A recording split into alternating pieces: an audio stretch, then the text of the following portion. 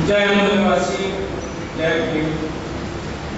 देश भर से हमारे आए साथियों का नागपुर में दीक्षा भूमि की इस पवित्र भूमि में स्वागत है।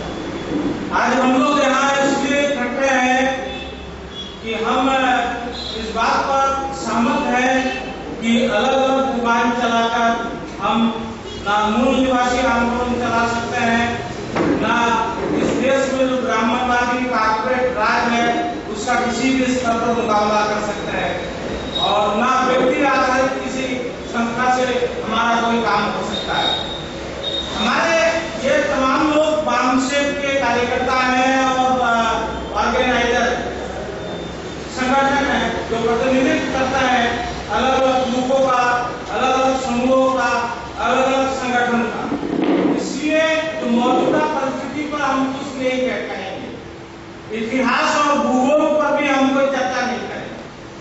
हमको आज के कार्यक्रम के बाद जो हमारे पुरखों का मूल कार्यक्रम था कि मूल निवासी समाज को, इस देश के बहुसंख्यक जनगण को एम्पावर करना, उनको उनके अधिकारों के साथ लैस करना और अपने अधिकारों की लड़ाई के लिए तैयार करना, मोर्चाबंद करना और उनको इंक्लूड करना, एक दूसरे से जोड़ने का जो काम था, जो एम्पावरमेंट मिशन था।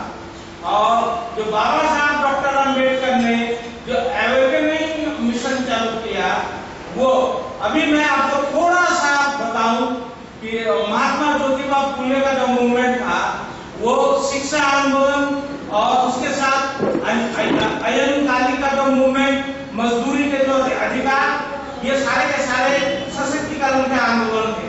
बंगाल में हमारे हरिचांद गुरुचांद ठाकुर के जो आंदोलन में जो भूमि सुधार की बात हम करते हैं, जिस भूमि सुधार को हाशिए पर डालने के लिए हरित क्रांति का वो किया गया और लूट खसोट का कॉर्पोरेट राज भारत में तैयार हुआ। ये भूमि सुधार हरिचंद ठाकुर ने 200 साल पहले इसकी मांग कर दी थी। स्त्री अधिकार, वुमेन लीग और शिक्षा आंदोलन, ये हरिचंद गुरुचंद ठाकुर का एम्पावरमेंट मिशन था। हमको करना ये है कि हम यहाँ डिबेट कर रहे कि जो हमारे पुरखों का जो आंदोलन था उसका जो चरित्र था वो राजनीतिक कम था, उसका चरित्र सामाजिक ज्यादा था, सांस्कृतिक ज्यादा था। आर्थिक अधिकारों के लिए मनुस्मृति व्यवस्था के कारण जो शिक्षा के, आजीविका के, आपके संपत्ति के, हथियारों के अधिकारों से जो हम वंचित थे, उन अधिकारों को हासिल करने की लड़ाई थी, वो आर्थिक लड़ाई ज्यादा थी। पर्यावरण बचाने की जो लड़ाई हमारी थी, जो सशक्तिकरण का जो आंदोलन था, उस आंदोलन को नए सिरे से इस कार्यक्रम के खत्म होने के बाद भी हमको शुरू कर देना है। और कैसे करना है वो हम सबको एक दिन के भीतर आज के इस कार्यक्रम में उसको तय करना है। जो हम लोगों ने ये क्या संस्थागत वामसेप का नाम हमारा इसलिए है कि वामसेप के तहत 30 साल से हम लोग मूल निवासी अधिकार के लिए लड़ते रहे हैं।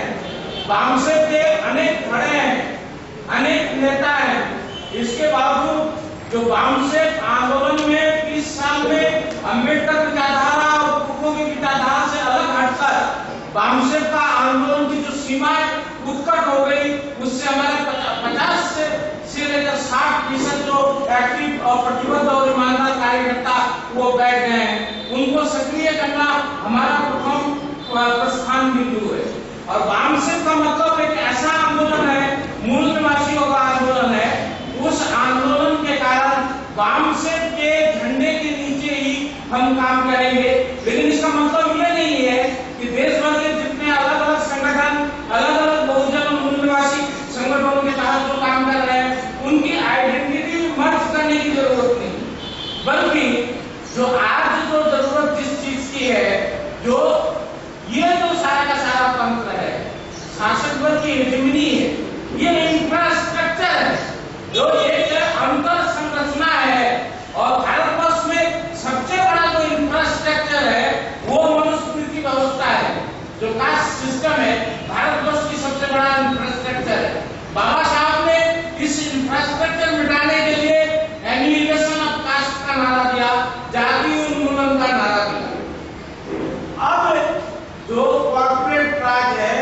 कॉर्पोरेट राज में मनुस्मृति का इंफ्रास्ट्रक्चर और कॉर्पोरेट इंफ्रास्ट्रक्चर एकाकार हो गया है।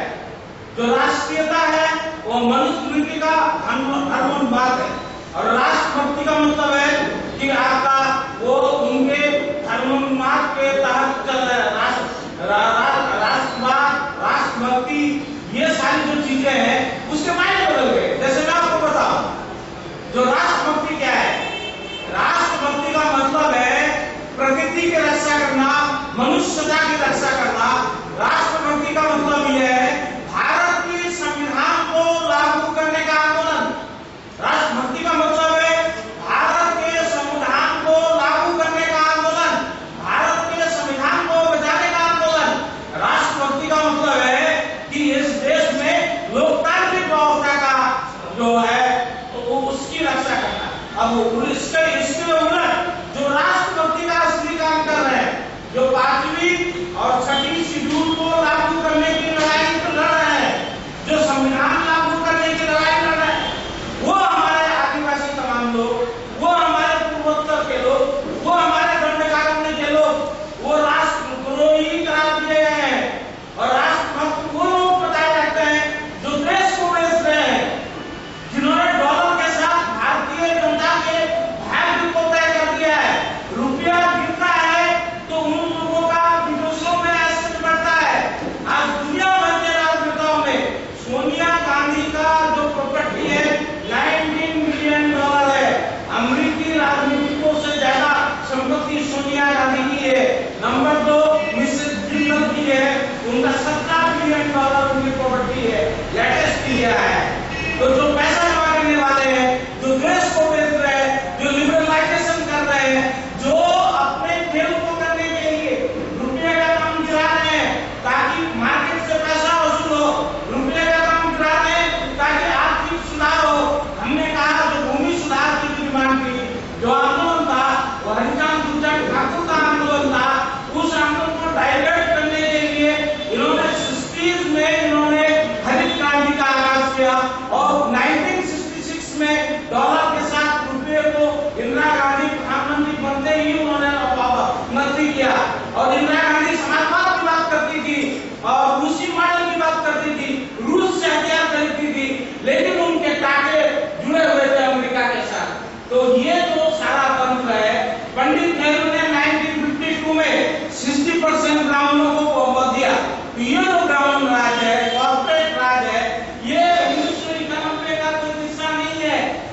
ये किस्सा 1947 से चल रहा है। और ये भूमि सुधार का जो मुख्य एजेंडा है हमारे मूल निवासी आंदोलन का, उस एजेंडा में हमको वापस जाने की जरूरत है। जो संपत्ति के हम नौकरी के अधिकार के लिए अब तक लड़ते रहे, हम आरक्षण के लिए अब तक लड़ते रहे, लेकिन हम अपनी संपत्ति बचाने के लिए, अपने संसाधन बचाने के लिए, अपने भूमि के अधिकार को बचाने के लिए, अपने जल जंगल जमीन के अधिकार को बचाने के लिए हम लोगों ने कोई पहल नहीं की। आज एकीकृत वामसेन के झंडे के नीचे जो लोग हैं, हम जो बता रहे हैं कि इंफ्रास्ट्रक्चर में सारी गड़बड़ी है, तो इंफ्रास्ट्रक्चर को से ही आपका इसके बचाव का उपाय कर सकता है।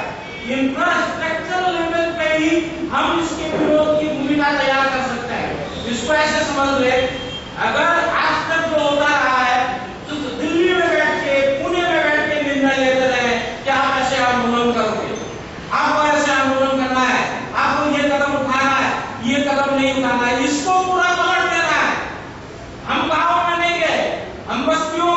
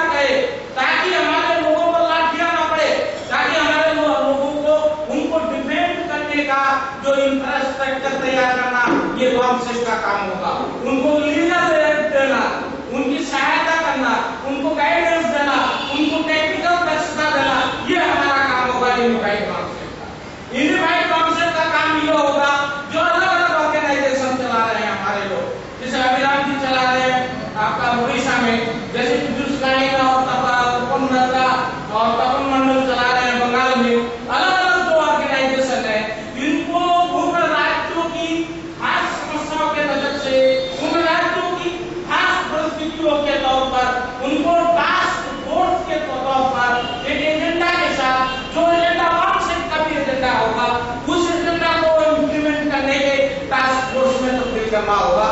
और ये टास्क फोर्स हमको हर सेक्टर में, वेल्थ सेक्टर में, बैंकिंग सेक्टर में, पोर्ट सेक्टर में, रेलवे में, पोस्ट ऑफिस में, हर कहीं हम लोग ये काम कर्मचारी संगठनों के भी, चाहे ऑर्गेनाइज सेक्टर हो चाहे नॉन ऑर्गेनाइज सेक्टर हो, वहां पर तो जरूरी नहीं कि वो वामसेट के नाम पर काम करे, कोई जरूरी नहीं है कि वो वामसेट में मान लो, वो अपने स्तर पे काम करे, कोऑर्डिनेशन हमारे के साथ करे, और हमारी जो ऑर्गेनाइजेशन है उनके लिए अम्ब्रेला का काम करेगा। हम एक अम्ब्रेला है, हम कंट्रोल नहीं कर रहे, हम अनुमोदन करेंगे। ये जो हमारी आज की बहस का ये प्रस्थान बिंदु होना चाहिए। और उसके बाद वामसेट के जो हमारा मूव है, उस मूव को हम लोग उस पर विचार विमर्श करेंगे, उसको डिसाइड करेंगे। लेकिन हमारा वामसेट का एकीकरण करना एकमात्र उद्देश्य नहीं है। लोगों के पास लाखों की भीड़ हो सकती है, लाखों का मजमा करना हमारा मकसद नहीं है। हमारा मकसद है काम, वी वांट एक्शन, और उस एक्शन के जरिए हमारे निष्क्रिय जो कार्यकर्ता है उसको हम सक्रिय करेंगे। गांव देहात लेवल पे हम ऑर्गेनाइजेशनल नेटवर्क बनाएंगे और प्रगति और मनुष्यता को बचाने के लिए इस आंदोलन को राजनीति के इतर आर्थिक, पर्यावरण और मानव अधिकार, नागरिक अधिकार, इन तमाम मुद्दों तक ले जाएंगे। और इसलिए यहाँ जो यूनिफिकेशन का कॉन्फ्रेंस है यह ऐतिहासिक है। बाबा साहब ने दीक्षा भूमि से भारत को बौद्धमय बनाने का संकल्प लिया था। भारत बौद्धमय तभी बन सकता है जब मूल निवासी बहुजनों को उसके सारे अधिकार मिल जाए। गौतम बुद्ध ने यही किया था, हम लोग भी यही करें, इसका संकल्प लेके और इसका कार्यक्रम शुरू करके हम यहाँ से जाए। इतना ही निवेदन है।